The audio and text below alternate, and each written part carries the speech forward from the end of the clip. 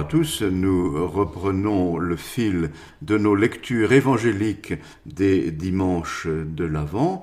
Et en ce troisième dimanche de l'Avent, dimanche dit traditionnellement du Gaudete, dimanche de la joie, c'est l'évangile de Saint Jean que nous lisons.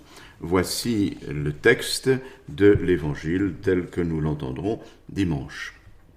C'est le tout début de l'évangile de Saint Jean, chapitre 1, les versets 6-8, puis les versets 19 à 28. Il y eut un homme envoyé par Dieu. Son nom était Jean. Il est venu comme témoin pour rendre témoignage à la lumière, afin que tous croient par lui.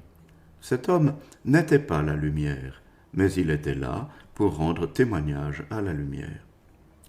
Voici le témoignage de Jean quand les Juifs lui envoyèrent de Jérusalem des prêtres et des Lévites pour lui demander « Qui es-tu » Il ne refusa pas de répondre. Il déclara ouvertement « Je ne suis pas le Christ ». Ils lui demandèrent alors « Qu'en est-il ? Es-tu le prophète Élie » Il répondit « Je ne le suis pas. » « Es-tu le prophète annoncé » Il répondit « Non. » Alors ils lui dirent « Qui es-tu ? Il faut que nous donnions une réponse à ceux qui nous ont envoyés. Que dis-tu sur toi-même » Il répondit « Je suis la voix de celui qui crie dans le désert.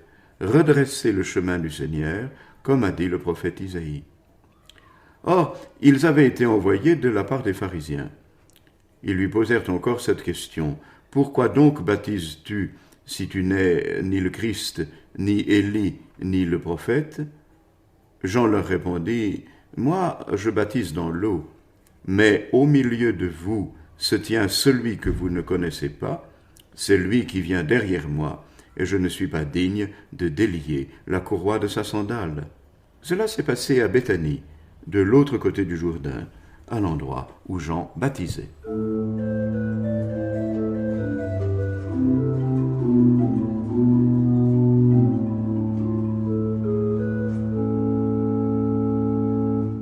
Donc, nous lisons ce dimanche l'évangile de Saint Jean.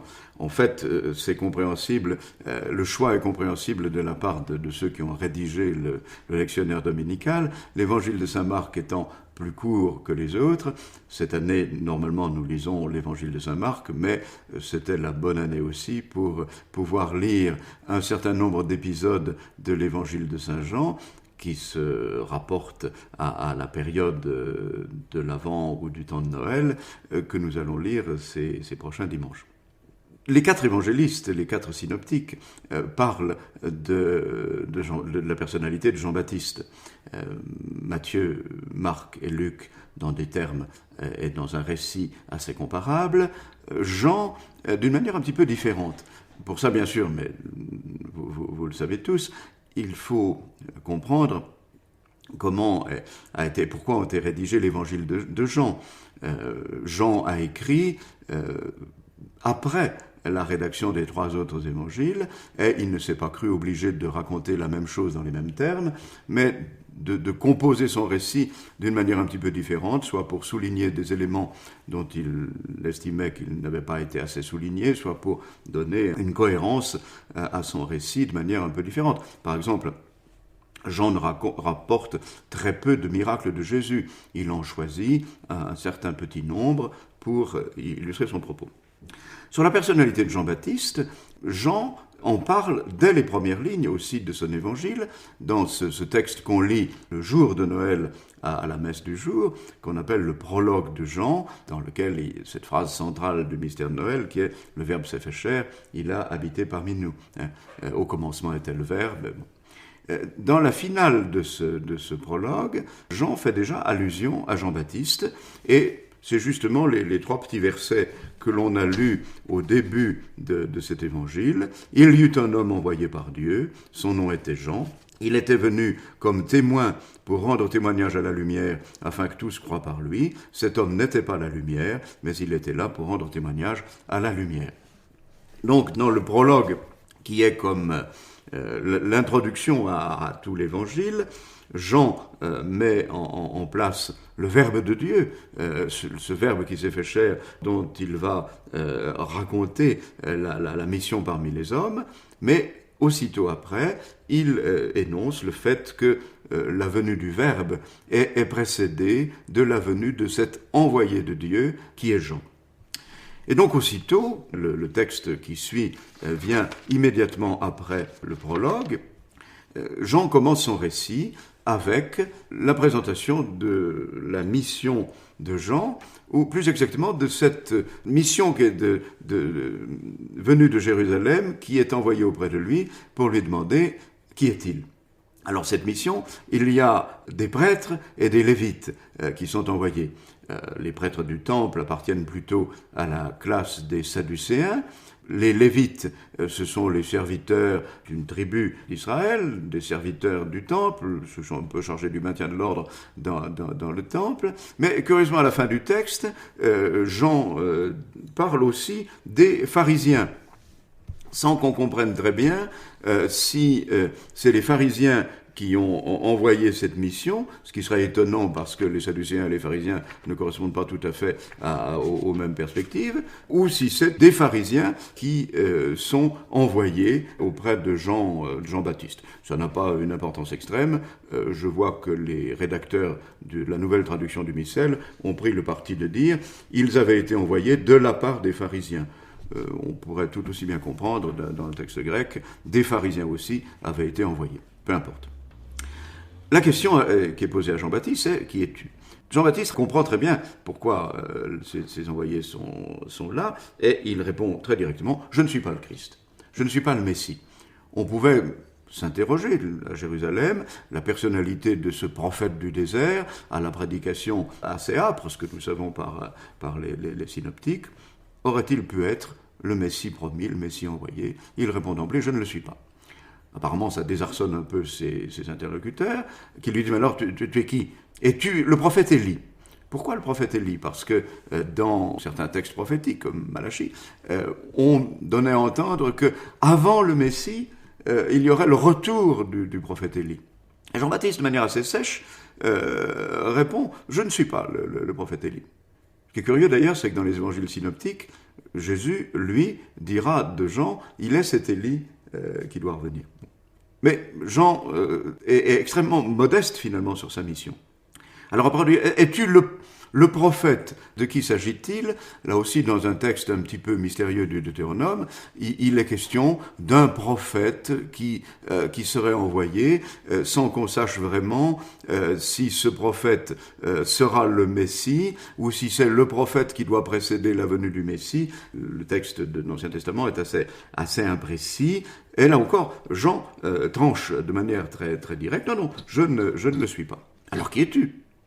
Et Jean s'applique, ce texte d'Isaïe qui est aussi repris par tous les synoptiques, « Je suis la voix de celui qui crie dans le désert ». C'est Saint Augustin.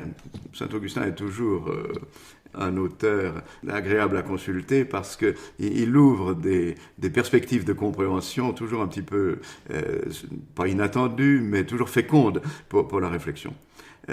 Saint Augustin, dans un de ses commentaires sur l'évangile de Jean et sur Jean-Baptiste, fait remarquer la différence qu'il y a entre le verbe et la voix. Le verbe, c'est l'idée, c'est le message. Et pour exprimer le message, il faut la voix. C'est la voix qui fait passer le message. Mais la voix, elle s'arrête alors que le message demeure. Et Augustin dit, le Christ, le Jésus, est le Verbe éternel, alors que Jean est la voix qui l'annonce, mais qui passe. Le ministère de Jean cesse avec la prédication du Christ, mais le Verbe fait chair, le message de Jésus, lui, reste jusqu'à la fin des temps. La voix, c'est pour un temps transitoire, le Verbe, c'est pour l'éternité. C'est très intéressant comme idée, et pour situer ce message de Jean-Baptiste, qui est la voix, et qui est nécessaire, parce que sans la voix, on ne peut pas discerner le Verbe, on ne peut pas le recevoir, mais ce n'est qu'un ministère, qu'une fonction qui est transitoire. Et c'est là qu'on voit d'ailleurs aussi, dans cet évangile, la différence un petit peu d'accent qu'il y a entre la présentation de Jean-Baptiste dans les synoptiques et puis la présentation par Jean l'évangéliste. Les synoptiques insistent beaucoup plus sur le contenu du message pénitentiel de Jean. Faites un digne fruit de pénitence, voici que la cognée est à la racine de l'arbre, tout arbre qui ne porte pas du bon fruit va être jeté au feu. Jean s'attache uniquement au fait, justement, que Jean, la voix, va désigner celui qui est le Messie véritable, l'agneau de Dieu.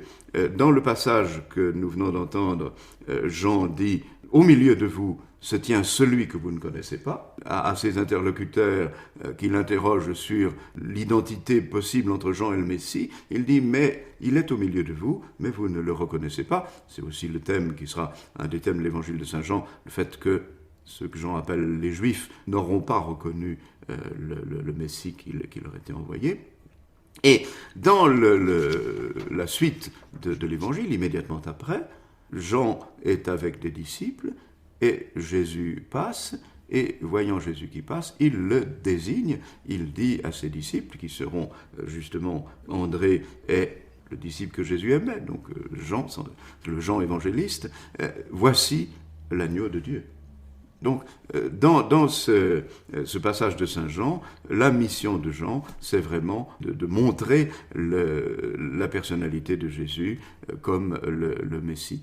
Dans le commentaire de saint Augustin sur cet évangile, Augustin a cette phrase: Prophetis recedentibus prenunciare de Christo futura concessum est, vic autem digito ostendere.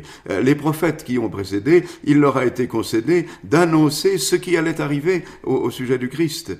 Mais à lui, Jean-Baptiste, il lui est donné, digito ostendere, de le montrer du doigt. Jean-Baptiste est celui qui montre du doigt le Christ. Au milieu de vous se tient celui que vous ne connaissez pas. Et au fond, la mission de Jean-Baptiste qui se poursuit dans l'Église d'aujourd'hui, la prière que nous pouvons lui adresser, c'est de lui demander de nous montrer du doigt la présence de celui qui est bien au milieu de nous et que nous ne pouvons parfois ne pas reconnaître.